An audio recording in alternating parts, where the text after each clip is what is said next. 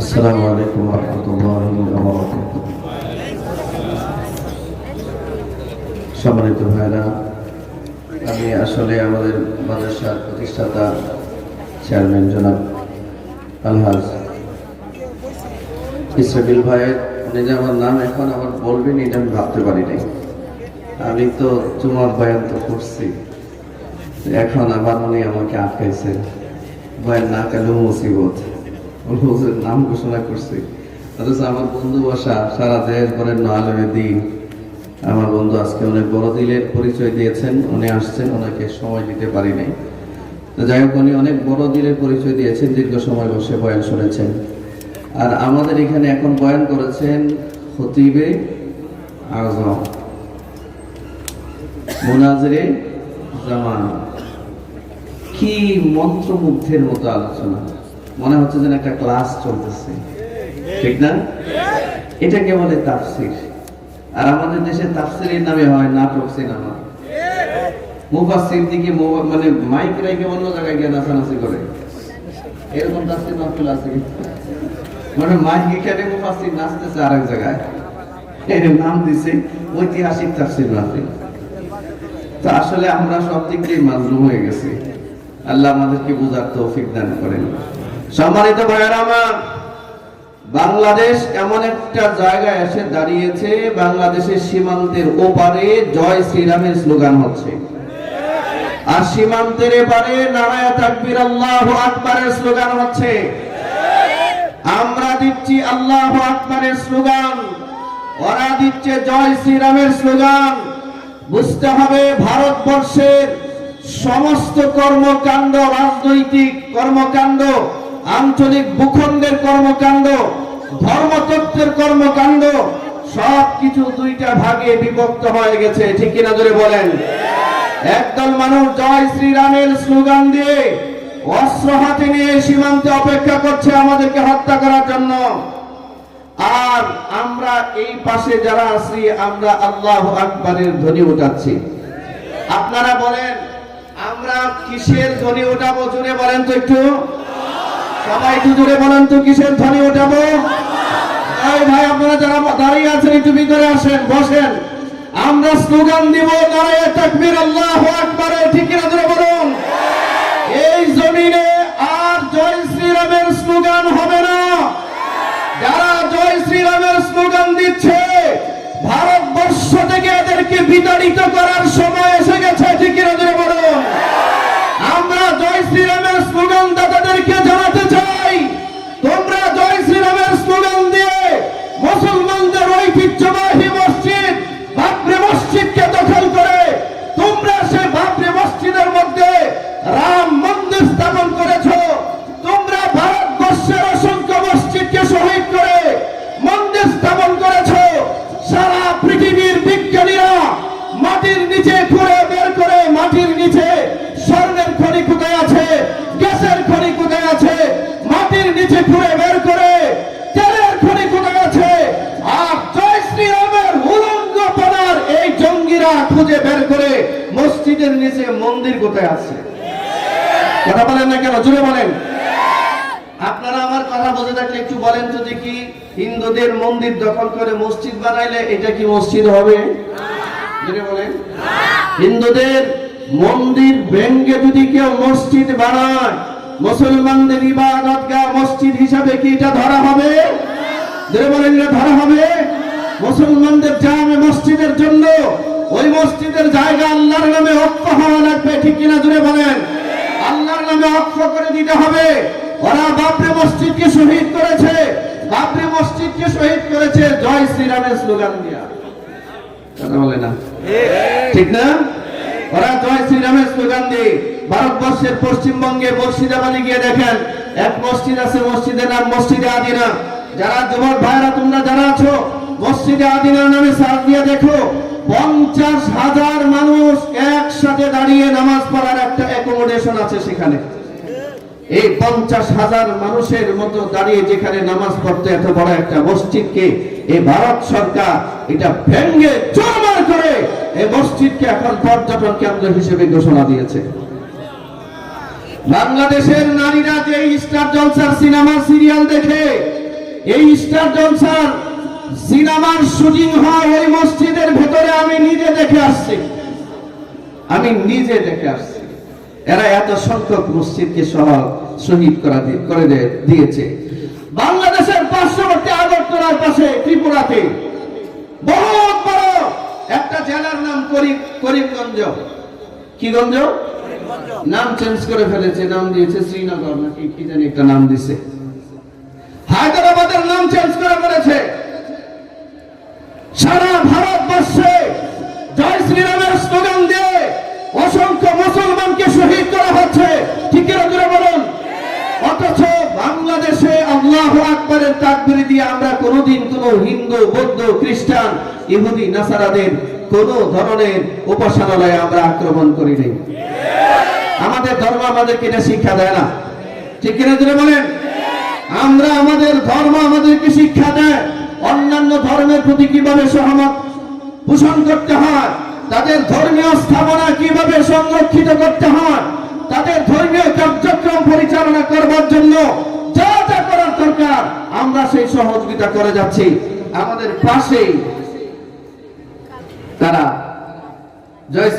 জয় শ্রীরামের স্লোগান দিয়ে গরুর সেনা খায়, গরুর মুত খায়, গরুর মুত। এরা এই দিন দেখলাম একটা রুটি দেওয়ার সময় গরুর গোবর খাচ্ছে। মহারাষ্ট্রে হাজার হাজার এরকম, ইন্ডিয়ার মহারাষ্ট্রে হাজার হাজার হিন্দুদের ঠাকুর আছে যে ঠাকুর সারা বছরে একবার গোসল করে না। এক বছরে একবার গোসল যায় গঙ্গাতে গোসল করতে, গঙ্গায় চান্স না পাইলে গরুর মুখ দিয়ে পেশাব দিয়ে গোসল করে। ওই দিন দেখলাম যমুনা টেলিভিশনের সংবাদে দেখলাম ভারতের এক ঠাকুর 32 বছর যাবত গোসল করেন। আচ্ছা, আমরা 32 ঘন্টা গোসল না করে থাকতে পারবো? এরা তো 32 বছর যাবত গোসল করে না। এটা কি মানুষের কাতারে আছে? আমার তো মনে হয় এর আশপাশে 1 কিলোমিটার ভিতরে যাওয়ার কোনো সুযোগ নেই। কথা বলেন না কেন? এত বড় নিকৃষ্ট, এত বড় নাপাক আর অপবিত্র এরা সে আমাদেরকে হত্যা করার জন্য মুসলমানদেরকে ভয় দেখাচ্ছে। আপনারা কি ভয় পাচ্ছেন?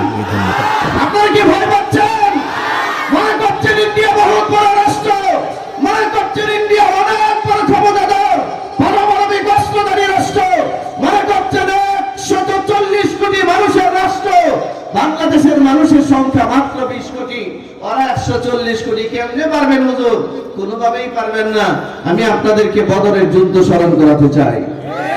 বদরের যুদ্ধে মুসলমানদের সংখ্যা কতজন ছিল? আর কাফেরের সংখ্যা কতজন ছিল? হুনাইনের যুদ্ধে মুসলমানের সংখ্যা মাত্র 12,000, কাফেরের সংখ্যা 30,000। রোমান সম্রাটদের বিরুদ্ধে যুদ্ধে মুসলমানদের সংখ্যা মাত্র 40,000, আর তাদের সন্ত্রাসীদের সংখ্যা ছিল 2 লক্ষের উপরে। আল্লাহ মুসলমানদেরকে বিজয় দান করেছেন। মুসলমানরা অস্ত্রের ক্ষমতায় বিজয় লাভ করে না, মুসলমানরা সংখ্যাগরিষ্ঠতা দিয়ে বিজয় লাভ করে না। মুসলমানরা যুদ্ধের ময়দানে বিজয় লাভ করে কার সাহায্যে? এটা হাত উঁচু করে দেখান, কার সাহায্যে? আরো জোরে বলেন, কার সাহায্যে? মুসলমানরা যুদ্ধের ময়দানে, জিহাদের ময়দানে আল্লাহর নামে অস্ত্র হাতে নিয়ে যখন ঝাঁপিয়ে পড়ে, আল্লাহর পক্ষ থেকে নুসরত আর সাহায্য তাদের প্রতি আসতে থাকে। ঠিক কিনা জোরে বলুন? ইতিহাসের সাক্ষী, আজ থেকে 1400 বছর আগে বদরের প্রান্তরে মুসলমানদেরকে সাহায্য করবার জন্য আল্লাহ আসমান থেকে ফেরেশতা পাঠিয়েছেন। যেই পাহাড়ে, ওই পাহাড়ের নাম জাবালুল মালাইকা। এখনো পর্যন্ত বদরের শহীদদের পাশে জাবালুল মালাইকা দাঁড়িয়ে আছে। ওই পাহাড়ে ফেরেশতা নাজিল হয়েছিল। সমস্ত ভারতবর্ষ, সমস্ত জাজিরাতুল আরবের পাহাড়গুলো হচ্ছে পাথরের পাহাড়, আর যেই পাহাড়ে ফেরেশতা নাজিল হয়েছে এই পাহাড়টা বালুর পাহাড়। এখনো পর্যন্ত সাদা দেখা যাচ্ছে। আলহামদুলিল্লাহ বলবেন না? আপনাদের কাছে কি মনে হয় এই ফেরেশতারা সব নিহত হয়ে গেছে, অবসরে চলে গেছে? আমাদের আল্লাহ অবসরে চলে গেছেন? আল্লাহ এগুলো কোনো খোঁজ খবর রাখেন না। আমাদের আল্লাহ যেমন আল্লাহু লা ইলাহা ইল্লা হুয়াল হাইয়ুল কাইয়্যুম। যদি বলেন আল্লাহু আকবার। আমাদের আল্লাহ হচ্ছেন হাই, তিনি চিরঞ্জীব। আল কাইয়্যুম, আল্লাহ চিরস্থায়ী। ঠিক কিনা জোরে বলেন? আল্লাহ ছিলেন, আল্লাহ আছেন, আল্লাহ থাকবেন। জোরে বলেন আল্লাহ ছিলেন, আল্লাহ আছেন, আল্লাহই থাকবেন, আর কিচ্ছু থাকবে না, কিচ্ছু থাকবে না। কুল্লু মান আলাইহা ফান।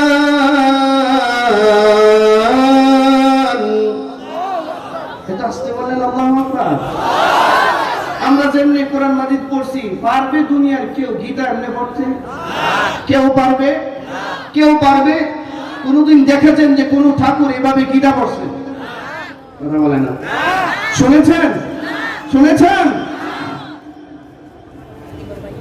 আল্লাহ রাব্বুল আলামিন বলেন কুল্লু মান আলাইহা ফান। হ্যাঁ, জোরে বলেন আল্লাহু আকবার। আরেকটু জোরে বলেন আল্লাহু আকবার। এই তেলাওয়াতটা তো জান্নাতে আল্লাহ নিজে করে, আমাদেরকে শোনাবে। জান্নাতে নিজে তেলাওয়াত করে আল্লাহর কালাম, আল্লাহ নিজে পাঠ করে শোনাবেন। কাফেরদের বড় একটা চ্যালেঞ্জ কি ছিল জানেন? কাফেররা কোরআন মাজিদের তেলাওয়াতে বাধা দিত। আল্লাহ তাআলা বলেন ওয়াকালা আল্লাযীনা কাফারু লা তাসমাউ লিহাযাল কুরআন। কাফেররা বলে ওয়াকালা আল্লাযীনা কাফারু, কাফেররা বলে লা তাসমাউ লিহাযাল কুরআন, এই কোরআন শোনা যাবে না। ওয়ালগাউ ফীহি, কোরআনের তেলাওয়াত যেখানে হয়, কোরআনের হালাল হারামের আলোচনা যেখানে হয়, এখানে হট্টগোল করো, চিৎকার করো, চেঁচামেচি করো, এখানে প্রতিরোধ করো, এটাকে শুনতে দেওয়া যাবে না। লাআল্লাকুম তাগলিবুন, যাতে করে আমাদের মিশন সাকসেসফুল হয়। আল্লামা নুরুল ইসলাম আলী বরিশা হুজুর বলে গেছেন, খ্রিস্টান মিশনারিদের কাজ চলছে দেশে ব্যাপকভাবে। আমাদের দেশে কিছু নাস্তিক আর মুরতাদ আছে, মাদ্রাসা সংখ্যা বেশি হওয়ার কারণে তাদের মাথা গরম। ঠিক কিনা জোরে বলেন? পার্বত্য চট্টগ্রামে যান, পার্বত্য চট্টগ্রামের খাগড়াছড়িতে যান, বান্দরবানে যান, রাঙ্গামাটিতে যান, ওই সমস্ত অঞ্চলে, দিনাজপুরে যান, দিনাজপুরে, তারপরে পঞ্চগড়ে যান, এত সংখ্যক খ্রিস্টান মিশনারি কাজ করছে আপনি ভাবতেও পারবেন না। আমি গত অক্টোবরে মাহফিলে গিয়েছি দিনাজপুরে, দিনাজপুরের মাহফিলে ওলামায়ে কেরাম বলল, ওলামায়ে কেরামদের পক্ষ থেকে মাহফিল বলল যে হুজুর গত 10-15 দিন আগে একটা লোক মারা গেছে, আমরা জানি মুসলমান মারা যাওয়ার পর আমরা কাফন পরাইছি, এরে গোসল দিয়েছি, কাফন পরিয়েছি, জানাজা পড়েছি, জানাজা পরে তার লাশটা যখন আমরা কবরে রাখবো, এই মুহূর্তে খ্রিস্টান পাদ্রী আসছে 2 জন, এসে বলতেছে তোমরা যা লাশ কবরে রাখছো এত মুসলমান না, এত খ্রিস্টান। আপনারা বলেন আমাদের সমাজে এরকম বহু লোক আছে না যে নামাজ পড়ে না? এই বেনামাজি মুসলমান বললে কি তার জানাজা হয় না? আমরা কি তার জানাজা দেই না? এটা এরকম নামাজ কালাম পড়তো না আর কি, তারপরে তার জানাজা হয়েছে, লাশটা কবরে রাখছে, এই মুহূর্তে এসে বলছে যে আপনারা তাকে দাফন করছেন, ও তো মুসলমান না, ও তো তার ধর্ম পরিবর্তন করে দিয়েছে, তার ধর্ম খ্রিস্টান। গত 2 দিন আগের পত্রিকায় দেখেছি সেই পার্বত্য অঞ্চলে, সেই উত্তরবঙ্গে প্রায় 400 পরিবারের মুসলমানকে খ্রিস্টান বানানো হয়ে গেছে। 400 পরিবার। এলাকার লোকজন পাদ্রীদেরকে ধরে পিটালো, বলতেছে আমাদেরকে মেরে লাভ কি? আমরা যে বলছি ও খ্রিস্টান, আমাদের কাছে তো যে প্রমাণ আছে। কি প্রমাণ? বলো লাশ উঠান। লাশ উঠাইছে, বলে এর শরীর থেকে কাফনের কাপড় সরান, কাপড়ের কারো সরেছে, বলেন পিঠটা খুলেন। পিঠ খুলেছে, দেখে এই যে দেখেন ওর পিঠের মধ্যে খ্রিস্টানদের ক্রুশ চিহ্ন দেওয়া আছে। আমাদের দেশের ছেলেরা এ দেয় না, টেটু আঁকে না, টেটু, ওই টেটুর মতো খ্রিস্টানদের ক্রুশ চিহ্ন, এটা ওর পিঠের মধ্যে দেওয়া। মুসলমানরা অপারগ হয়ে লাশ ফেলে দিয়ে চলে গেছে। এই কাণ্ড বাংলাদেশে চলছে। এটা 10 বছর আগের কথা বলছি না, গত অক্টোবরের কথা বলছি। খ্রিস্টান মিশনারিরা কাজ করলে নাস্তিকদের মাথা ঘোরায় না, ইহুদিদের ষড়যন্ত্র দেশে চললে তাদের মাথা ঘোরায় না, শত শত মন্দির হলে তাদের মাথা ঘোরায় না, শত শত গির্জা হলে তাদের মাথা ব্যথা হয় না। এই নাস্তিক আর মুরতাদরা বাংলাদেশে মাদ্রাসা কেন বেশি হচ্ছে, ওদের মাথা ঘোরানি শুরু হয়, ঠিক না? এই মুসলমান নামক নব্য খ্রিস্টানের দালালেরাও, এরাও এই দেশের এই নারায়ে তাকবীরের ভূমিতে থাকার অধিকার রাখে না, ঠিক না? জোরে বলেন, এরা থাকার অধিকার রাখে না। সম্মানিত ভাইরা আমার, আর আল্লাহ কোরআন মাজিদে বলেন, ওয়াইদা কুরিআল কুরআনু ফাসতামিউ লাহু ওয়া আনসিতু লাআল্লাকুম তুরহামুন। হে ঈমানদাররা, হে মুমিনরা, তোমাদের সামনে আল্লাহর কোরআন যখন তেলাওয়াত হবে, অত্যন্ত গভীর মনোযোগ সহকারে কোরআনের তেলাওয়াত শোনো। কি বলেন আপনারা? কোরআনের তেলাওয়াতের মধ্যে অন্যান্য ধর্মীয় কিতাব থেকে কিছুটা পার্থক্য আছে কিনা? জোরে বলে না, আছে। জীবনে কোনোদিন শুনছেন গীতা যিনি পড়ছেন তিনি কাঁদছেন? যার সামনে পড়ছে তারাও কাঁদছে, এমন কোন ইতিহাস আছে নাকি? এ ভাই, বরঞ্চ গীতা যখন পাঠ করা হয় তখন তো আরো ঢোল বাজনা বাজে, কথা বলেন না কেন? ঢোল বাজনা বাজতে থাকে। আমাদের কোরআনের তেলাওয়াত যেখানে হয় যখন হয় ঢোল বাজনা বাজে, 3 পতন নীরবতা অবলম্বন করে। আল্লাহর আরশ থেকে ফেরেশতা নাজিল হতে থাকে আর সাকিনা নাজিল হতে থাকে। দুনিয়ার কোথাও দেখবেন না গীতা পাঠ করে কোনদিন কোন ঠাকুর কান্না করেছে, কোথাও পাবেন না। দুনিয়ার কোথাও দেখবেন না, দুনিয়ার কোন প্রান্তে দেখবেন না ঠাকুরের সামনে জনগণ কোনদিন কেঁদেছে। দুনিয়ার কোথাও দেখবেন না কোন বৌদ্ধকে যদি বলা হয়, কোন বৌদ্ধ যদি তার কিতাব ত্রিপিটক পাঠ করে, কোনদিন কোন বৌদ্ধ কোনদিন ত্রিপিটক পাঠ করে কান্না করেছে, তা কোনদিন দেখেছেন? কথা বলে না, কোনদিন দেখেছেন? না, এর ইতিহাস নাই। বৌদ্ধদের কোন জনগণ সামনে বসে কান্না করেছে, তার ইতিহাস নাই।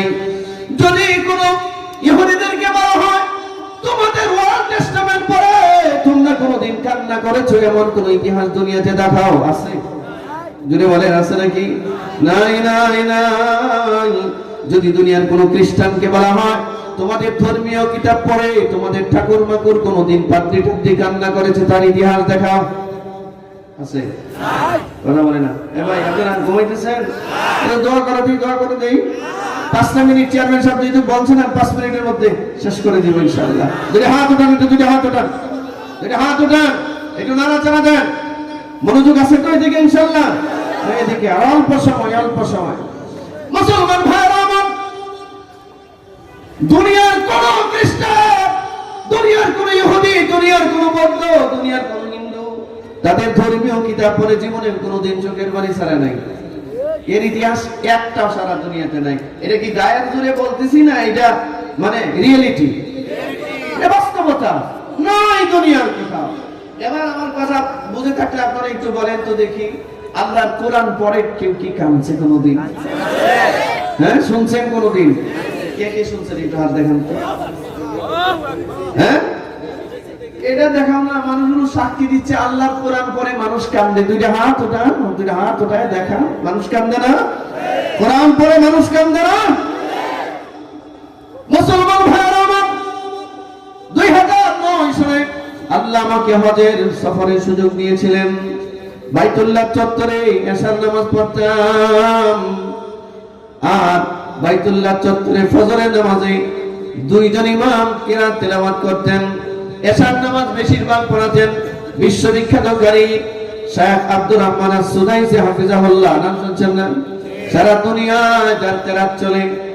ফজরের নামাজ পড়াতেন শেখ আব্দুল্লাহ আওয়াদ আল জুহানি হাফিজাহুল্লাহ যখন তেলাওয়াত শুরু হতো, হাজার হাজার মুসল্লি, লাখ লাখ মুসল্লি দাঁড়ানো বাইতুল্লাহ চত্বরে। তেলাওয়াতের মাধুর্যতা, তেলাওয়াতের প্রভাব মুসলমানদের দিলে এত পড়তো, মুসলমানরা বাইতুল্লাহ চত্বরে দাঁড়িয়ে থরথর করে কাঁপতো আর কান্না করতো। ইমাম নিজেও কান্না করতো। কি ভাই এমন নাই? আমাদের দেশে নাই? দেখবেন কিছু কিছু মসজিদে গিয়ে নামাজ আদায় করলে ইমাম সাহেব এত মধুর কণ্ঠে আল্লাহর কালাম তেলাওয়াত করছেন। তেলাওয়াতের মাধুর্যতা, তেলাওয়াতের প্রভাব, তেলাওয়াতের আসার মুসল্লিদের দিলের মধ্যে এতটা পড়ছে, কিসের দোকানের হিসাব, কিসের বাড়িঘরের হিসাব, কিসের ছেলে মেয়ে, সবকিছু বাদ দিয়া নামাজের ভিতরে এতটাই মশগুল হয়েছে, মুসল্লির চোখ দিয়া পানি পড়তেছে, হৃদয় শীতল হয়ে গেছে। মুসল্লি চিন্তা করছে, ইমাম সাহেব যদি তেলাওয়াতটা আরো 10 মিনিট লম্বা করতো, আমার কলিজাটা শীতল হতো। কথা বলেন না কেন? তেলাওয়াত শেষ, নামাজ শেষ, একটা শুকরিয়া, একটা তৃপ্তির সিজদা আল্লাহকে দিয়া বলে, আল্লাহ ইয়াসার নামাজটা পড়লাম, আমার কলিজা শান্ত হয়ে গেছে। ফজরের নামাজটা পড়লাম, আমার কলিজা শান্ত হয়ে গেছে। ঠিক কি না? জোরে বলেন না কেন? শান্ত হয়ে গেছে কলিজা, এই আল্লাহর কালাম। দুনিয়ার কোন খ্রিস্টানকে যদি বলা হয়, খ্রিস্টানের তো অভাব নাই, কোটি কোটি শত শত কোটি খ্রিস্টান আছে। আচ্ছা, একজন খ্রিস্টান দেখান যারা বাইবেল মুখস্থ করেছে? আছে? বলেন। একজন ইহুদি দেখান যারা তাওরাত মুখস্থ করেছে? নাই না, নাই না, জোরে বলেন। আছে? একজন বৌদ্ধ দেখান যে ত্রিপিটক মুখস্থ করেছে? কোটি কোটি হিন্দু আছে, একজন হিন্দু দেখান যে গীতা, মহাভারত, এদের ধর্মের কিতাবের তো অভাব নাই, রামায়ণ, গীতা, মহাভারত, পুরাণ, তুরান সব আছে। ঠিক না? ধরে বলেন। একটা কিতাব মুখস্থ করছে এমন কেউ আছে নাকি? আর আমাদেরকে যদি প্রশ্ন করা হয়, হে মুসলমান, তোমাদের ধর্মীয় কিতাব আল্লাহর কোরআন, এটা মুখস্থ কেউ করছো এমন কেউ আছে নাকি? নাই। আজকে পাঠিয়ে দিলাম তারে। হ্যাঁ, আমি হাজার হাজার বলেন, বলেন কয় লাখের দরকার, বলেন কয় কোটির দরকার, ঠিক কিনা? জোরে বলুন। 6 মাসে একটা বাচ্চা মানে কুমিল্লার দেবীর দ্বারে 6 মাসে কোরআন মাজিদ মুখস্থ করছে, 9 বছর বয়স। এর আগে 7 বছরের একটা বাচ্চা 49 দিনে কোরআন মাজিদ মুখস্থ করছে। একটা হিন্দু ঠাকুরে দইরাই না এর গলায় মালা পরায় দিয়ে বলেন, তোরে 49 বছরের সময় দিলাম, তুই তো কোরআন মাজিদ মুখস্থ কর। আচ্ছা, কোরআন বাদ দে, তুই তোর কিতাবটা একটু মুখস্থ কর। 49 বছর কেন, 49 কোটি বছর হইলেও সম্ভব না, ঠিক না? জোরে বলেন, আরো জোরে বলেন। এজন্য আপনাদের কাছে আরজ রাখতে চাই, এই যে মাদারিসগুলো, এই যে মাদ্রাসাগুলো, আমাদের জামিয়াতুল কোরআন ওয়াস সুন্নাহ, এরকম অসংখ্য মাদ্রাসা আছে সারা দেশে। এই মাদ্রাসাগুলোতে কি গীতা পড়ানো হয়, ত্রিপিটক পড়ানো হয়, বাইবেল পড়ানো হয়? কি পড়ানো হয়? আরো জোরে বলেন, কি পড়ানো হয়? কোরআন কার কালাম? জোরে বলেন, কোরআন কার কালাম? আল্লাহর কালাম পড়ানো হোক, পড়তে থাকো, হাফেজ হোক। এটা আপনারা কারা কারা চান? মাশাআল্লাহ, আল্লাহ আপনি তৌফিক দেন, ইরাদা করেন, ইচ্ছা করেন। সারা বিশ্বের দিকে তাকিয়ে দেখুন, সারা ওয়ার্ল্ডের দিকে তাকিয়ে দেখুন, সারা বিশ্বের মানুষ 2 ভাগে বিভক্ত হয়ে গেছে। এক ভাগ মানুষ শয়তানের পক্ষে চলে গেছে, তাগুতের পক্ষে চলে গিয়া জালিমে পরিণত হয়েছে, ঠিক কিনা জোরে বলুন। আর এক ভাগ মানুষ হিজবুল্লাহর দলে চলে গেছে। এই মানুষগুলো মাজলুম হয়ে গেছে, এই মাজলুমদের উপরে জালিমদের অত্যাচার চলছে। ঠিক তারই ধারাবাহিকতায় ভারতবর্ষের মানুষও মোটামুটি 2 ভাগে বিভক্ত হয়ে যাচ্ছে। ইদানিং কালে আমাদের এই ভারতবর্ষের ভূ রাজনীতির দিকে তাকিয়ে দেখুন, স্লোগান কিন্তু 2টা সামনে চলে আসছে। এক স্লোগানের নাম নারায়ে তাকবীর বলেন। এক স্লোগানের নাম, আরেকটু জোরে বলা যায় না? আরেকটু জোরে বলা যায় না? আরেকটু জোরে বলা যায় না? যদি হাত উঠে দেখেন নারায়ে তাকবীর, হয় না ইমানের আওয়াজে বলেন নারায়ে তাকবীর, নারায়ে তাকবীর, নারায়ে তাকবীর। কোরআন হাদিস দেখা দেয়, কোরআন হাদিস দেখা দেয়, আলেম ওলামা দেখা দেয়, আলেম ওলামা দেখা দেয়। আল কোরআনের আলো ঘরে ঘরে জ্বালো বাদ দেন, ঘরে ঘরে জ্বলতে থাক। এটা জ্বলতেছে বহু বছর, 53 বছর যাবত চলতেছে। এখন থেকে স্লোগান উঠবে, আল কোরআনের আলো সংসদে জ্বালো। জোরে বলেন আল কোরআনের আলো, আরো জোরে আল কোরআনের আলো,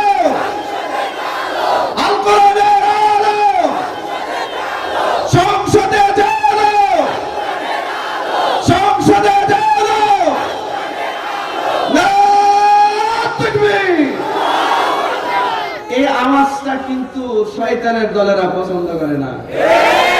ওরে আল্লাহ রে, মসজিদে আজান দিলে শয়তানের যে হালত হয়, নারায়ে তাকবীরের আওয়াজ দিলে আমাদের দেশের নাস্তিক মুরতাদদেরই অবস্থা হয়। শব্দ দূষণ হচ্ছে, শব্দ দূষণ বলে না? আমরা আওয়াজ দিছি ওদের শব্দ দূষণ হচ্ছে। আচ্ছা, আমার তো মনে হয় এদেরকে সিরা জুদাই দিয়া পিটাইয়া বাংলাদেশ থেকে বিদায় করে দেওয়া হবে। শব্দ দূষণ তোমরা তাকবীরে খুঁজো, শব্দ দূষণ তোমরা মসজিদের আযানে খুঁজো। 31 ডিসেম্বর দিবাগত রাতে রাত 12টা 1 মিনিটে যেই পরিমাণ শব্দ দূষণ হয়েছে, জানুয়ারিকে উদ্বোধন করতে গিয়া লক্ষ লক্ষ মানুষ জানুয়ারি রূপান্তরিত হয়েছে। তখন তোমাদের শব্দ দূষণ কোথায় ছিল? ঠিক না? জোরে বলেন, আরো জোরে বলেন, কোথায় ছিল তোমাদের শব্দ দূষণ? এই নাস্তিক মুরতাদদের মূল যারা পড়া হচ্ছে ইসলাম। ইসলামের গন্ধ যেখানে, এখানেই সমস্যা। ঠিক না? এদেরকে চিহ্নিত করতে হবে। তসলিমা নাসরিনের যে হালত করা হয়েছে, ওদেরকে ওই রাস্তায় বিদায় করতে হবে। জোরে বলেন। এই নাস্তিক মুরতাদরা যদি নারায়ে তাকবীরের ব্যাপারে আর একটা কথা বলে, বিশ্বাস করুন, বিগত 16 বছরে বাংলাদেশের বহু মাহফিল বন্ধ করে দেওয়া হয়েছিল। ছোট্ট একটা মাহফিল করে করলেও রাতের পর রাত, দিনের পর দিন থানায় গিয়ে পড়ে থাকতে হতো, কমিশনার অফিসে গিয়ে পড়ে থাকতে হতো। যদি কমিশনার অনুমতি দিত, থানা যদি অনুমতি দিত, এলাকার টেন্ডার বা সন্ত্রাসরা যদি অনুমতি দিত, তবে মাহফিল হইতো। ঠিক না? হ্যাঁ, এই ছিল হালত। এখন এখন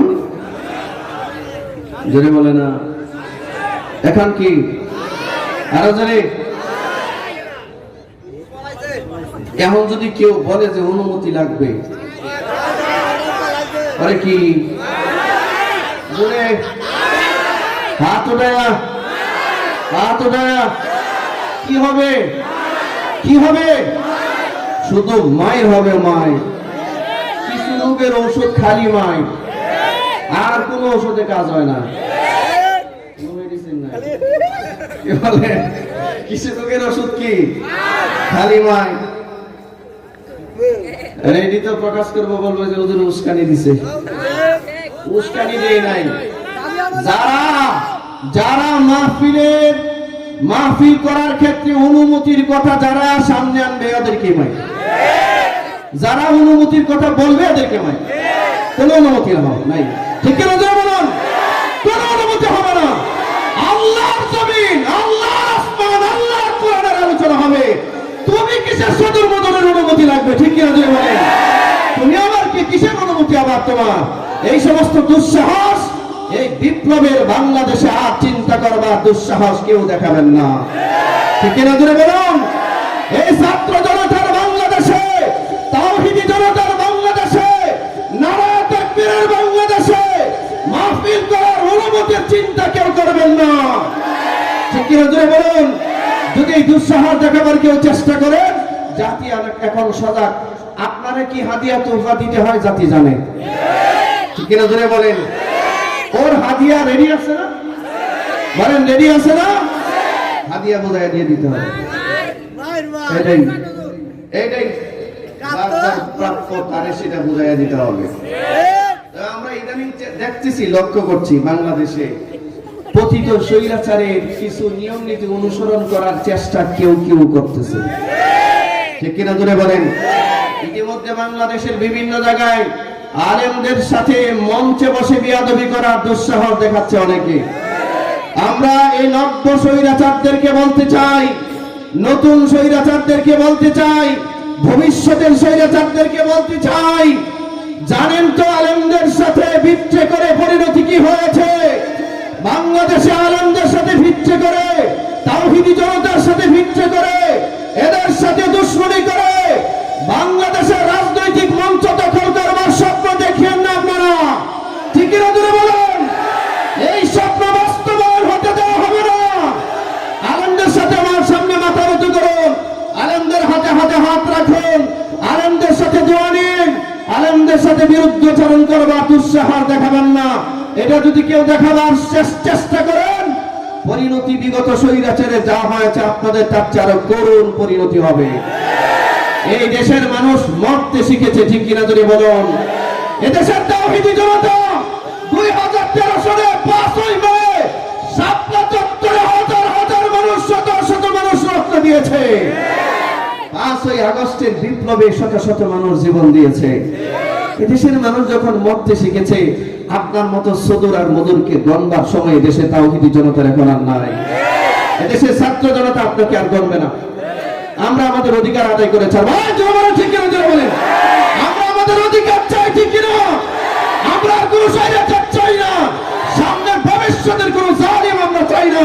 কেউ যদি জুলুম করার চিন্তা ভাবনা মাথায় থাকে, যদি মনে করেন যে আলেমদের উপরে অত্যাচার করবেন, মসজিদ মাদ্রাসার উপর অত্যাচার করবেন, তাওহীদি জনতার উপর অত্যাচার করবেন, আল্লাহর রাস্তে বিনয়ের সহিত অনুরোধ করে বলছি, জনগণের দাপরানি আর দৌড়ানি খাওয়ার আগে সোজা হয়ে যান, ভালো হয়ে যান, ঠিক কিনা? ভালো পথে চলেন, ভবিষ্যৎ ভালো হবে। যদি তেরাবেরা করেন, আপনার জীবনেও তেরাবেরা হবে, ঠিক কিনা? কষ্ট লাগছে? খারাপ লাগছে? খারাপ কিছু মানুষের লাগবে, ঠিক না? কিছু মানুষের লাগবে। বুঝলাম না, এই 16 বছর দেখি আমরা ওয়াজ করলে একজন মানুষ বলতে হয় যে হুজুর আমরা কইতেছে, আরো কিছু তো মনে করে যে হুজুর আমরা কইতেছে। আচ্ছা, আপনারা ওয়াজ আপনার উপরে টাঙ্গা নেন কেন? ওয়াজ আপনার উপরে টেনে নিচ্ছেন কেন? বোঝা গেল চোরের মন। চোর পুলিশ দেখলে কি করে? ও চেহারা দেখলে আমার পুলিশও বুঝে যে এটা কিছু একটা করছে, ঠিক না? বিশাল একটা মুনাসিবত আছে চোর আর পুলিশের দলে।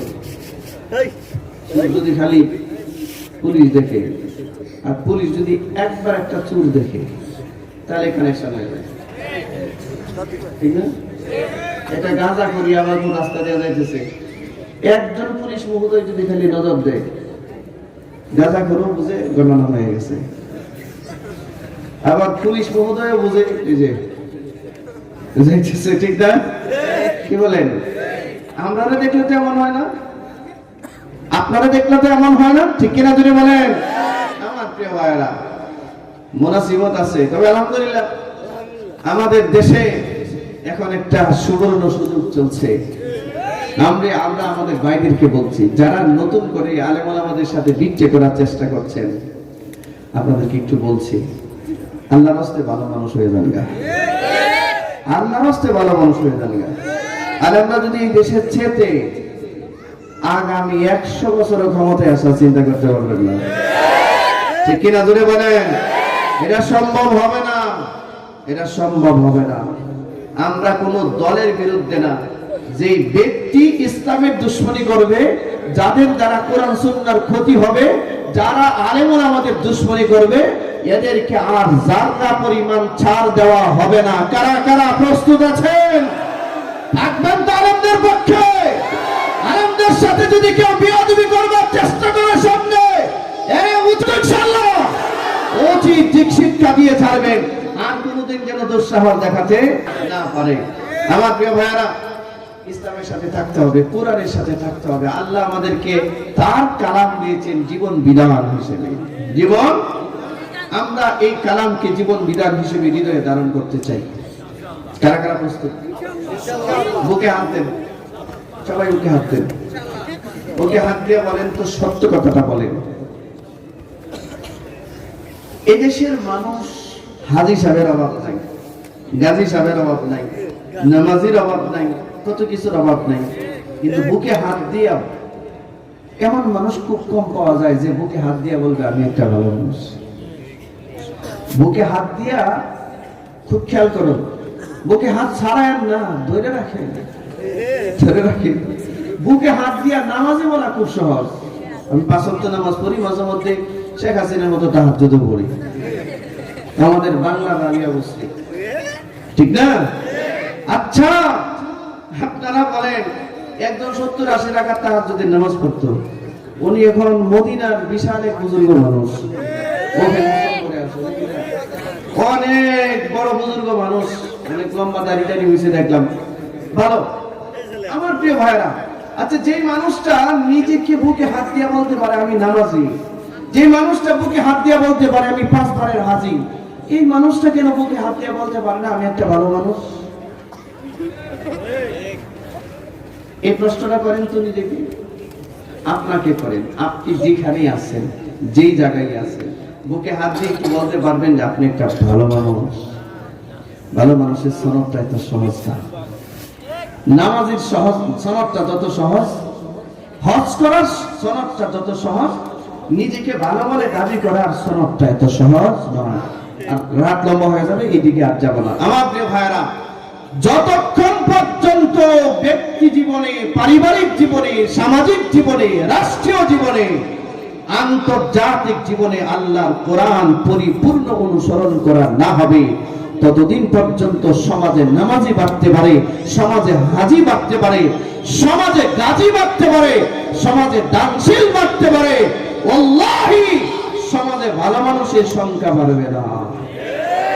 ভালো মানুষ তখনই হবে যখন আল্লাহর কোরআন দিয়ে রাষ্ট্রটা সাজানো হবে। তখন কোনো ভাই আর ভাইয়ের সম্পদ মারবে না, তখন কখনো কোনো ভাই আর তার বোনের সম্পদ মারবে না, তখন কখনো কোনো ভাই তার প্রতিবেশীর সম্পদ মারবে না। ঠিক কিনা জোরে বলুন? যেই লোক বোনের সম্পদ মেরে দিয়েছে, যেই লোক ভাইয়ের সম্পদ মেরে দিয়েছে, যেই লোক প্রতিবেশীর জায়গা দখল করেছে, যেই লোক টেন্ডারবাজি করেছে, সন্ত্রাসী করেছে, যেই লোক দুর্নীতি করেছে, অথচ 10টা হজের আমল তার আছে, সে 10 বারের হাজী সাহেব, 10 বারের হজ তার আমল নামায় থাকতে পারে, কিন্তু বুকে হাত দিয়ে বলতে পারবে না আমি একটা ভালো মানুষ। একটা মানুষ, একটা জাতি, একটা গোষ্ঠী, একটা রাষ্ট্র ভালো হওয়ার জন্য শুরুতে যেটা দরকার এটা হচ্ছে আল্লাহর কোরআন। শুরুতে যেটা দরকার এটা কি? আল্লাহর কোরআন ব্যক্তি জীবনে থাকবে না সংসদে থাকবে? সংসদে। হ্যাঁ, জোরে বলেন, ব্যক্তি জীবনে থাকবে না সংসদে থাকবে? আল্লাহর কোরআনকে সংসদে চান কিনা? সবাই চান? আল্লাহ তৌফিক দান করুন, বলুন আমিন। আমরা নেককার মানুষদের সাথে থাকবো, ন্যায়পরায়ণদের সাথে থাকবো, ভালো মানুষদের সাথে থাকবো ইনশাআল্লাহ। আল্লাহ তৌফিক দান করুন, সবাই বলেন আমিন।